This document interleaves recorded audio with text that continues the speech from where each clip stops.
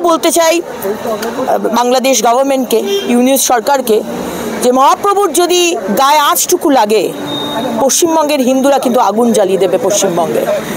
এবং আমাদের সম্মানীয় বিরোধী দলনেতা দুদিন আগে যেটা বলেছেন যে সমস্ত বাণিজ্য অনেকটাই আপনাদের ডিপেন্ড করতে হয় বাংলাদেশ সরকার ভারতবর্ষের ওপরে, আমরা কিন্তু পশ্চিমবঙ্গ দিয়ে বাণিজ্যের কোনো ব্যবস্থা কিন্তু আমরা বন্ধ করে দেবো। কুণাল বাবু, স্পোক্সপারসন অফ টিএমসি, তিনি বলছেন যে রাজনীতি করা হচ্ছে নাকি। এখানে বিজেপি কার্যকর্তারা যদি হিন্দু জাগরণ মঞ্চের মিছিলে বাংলাদেশের হিন্দু ভাই বোনদের সাপোর্টে যদি দাঁড়ান, তাহলে অসুবিধাটা কোথায়?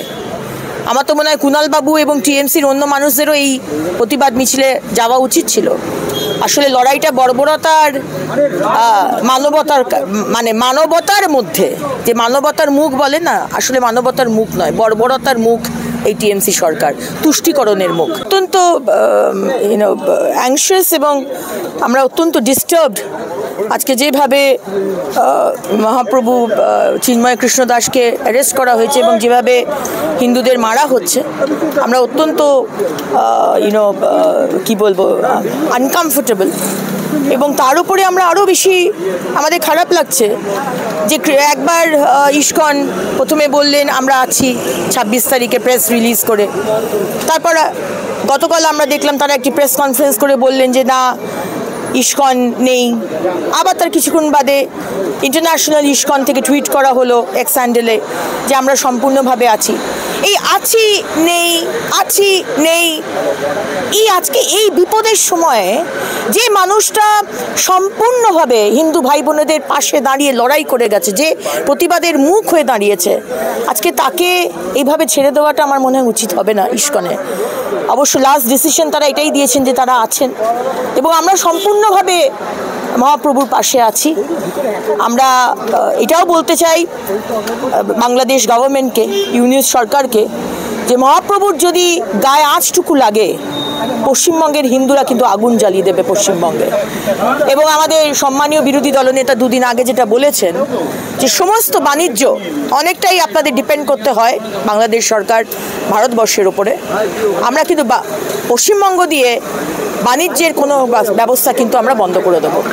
এটি আমার দ্বিতীয় প্রশ্ন, সেটা হচ্ছে যে গতকাল হিন্দু সনাতনী জাগরণ মঞ্চের তরফ থেকে সনাতনী হিন্দুরা এবং সাধু সন্তরা তারা যখন বাংলাদেশ ডেপুটি হাই কমিশনারের দিকে এগিয়ে যান, তখন সেখানে আবার তাদেরকে ব্যারিকেড করে দিয়ে আটকে দেওয়া হয় এবং পুলিশের তরফ থেকে সেখানে তাদের যতবারই তারা এগোতে যান পুলিশের তরফ থেকে বাধা দেওয়া হয়। সক্রিয়তার একটা প্রভাব লক্ষ্য করা যায়।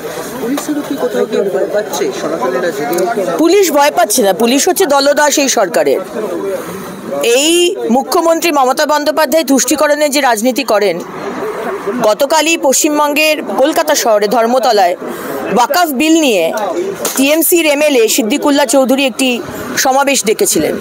সেখানে কিন্তু কোনো পুলিশের বাধা, পুলিশের অত্যাচার এর মুখে কিন্তু কাউকে পড়তে হয়নি সংখ্যালঘুদের। কিন্তু বাংলাদেশের হিন্দুদের নিয়ে যে প্রতিবাদ হচ্ছে সারা বিশ্বে, এবং পশ্চিমবঙ্গের হিন্দুরাও আজকে কুণাল বাবু, স্পোক্সপারসন অফ টিএমসি, তিনি বলছেন যে রাজনীতি করা হচ্ছে নাকি। এখানে বিজেপি কার্যকর্তারা যদি হিন্দু জাগরণ মঞ্চের মিছিলে বাংলাদেশের হিন্দু ভাই বোনদের সাপোর্টে যদি দাঁড়ান, তাহলে অসুবিধাটা কোথায়? আমার তো মনে হয় কুণাল বাবু এবং টিএমসির অন্য মানুষদেরও এই প্রতিবাদ মিছিলে যাওয়া উচিত ছিল। আসলে লড়াইটা বর্বরতার মানবতার মধ্যে, যে মানবতার মুখ বলে না, আসলে মানবতার মুখ নয়, বর্বরতার মুখ এই টিএমসি সরকার, তুষ্টিকরণের মুখ। চলো যাই। ম্যাডাম, আমাদের প্রতিবেশী দেশ বাংলাদেশের হিন্দুদের উপর হচ্ছে অত্যন্ত নিন্দনীয়। আমরা সেই সঙ্গে আমরা দেখতে পাচ্ছি যে উত্তরপ্রদেশে ভারতের সংখ্যালঘু 5 জন ব্যক্তিকে প্রশাসন পুলিশ গুলি করে মেরে দিয়েছে। কি বলবেন? গুলি করে মেরে দিয়েছে, তার জন্য আদালত আছে। কি বিষয় হয়েছে আমি এই বিষয়ে বলতে পারবো না। কি পার্সপেক্টিভে গুলি করা হয়েছে, কেন হয়েছে, আদালত রয়েছে দেশে। আজকে যে কোনো বিষয় আমাদের মুখ্যমন্ত্রী যেরকম উঠোনে কাক মরলেও উনি আদালতে যেতেন এবং যান, সেরকমই আজকে যাদেরকে মারা হয়েছে সেই তাদের তরফ থেকেও কারো যেতে পারে। কিন্তু বিষয়টা কি আমি জানি না। কিন্তু মুখ্যমন্ত্রী যেভাবে কালকে কম্প্যারিজন করলেন ঝাড়খণ্ডে গিয়ে, যে হিন্দুদের যে কচুকাটা করা হচ্ছে বাংলাদেশে, তার সাথে উনি মুসলিম যারা মারা হচ্ছে এখানে তার কম্প্যারিজন করছেন, আমি জানি না দুটো কম্প্যারিজন আসে কি করে।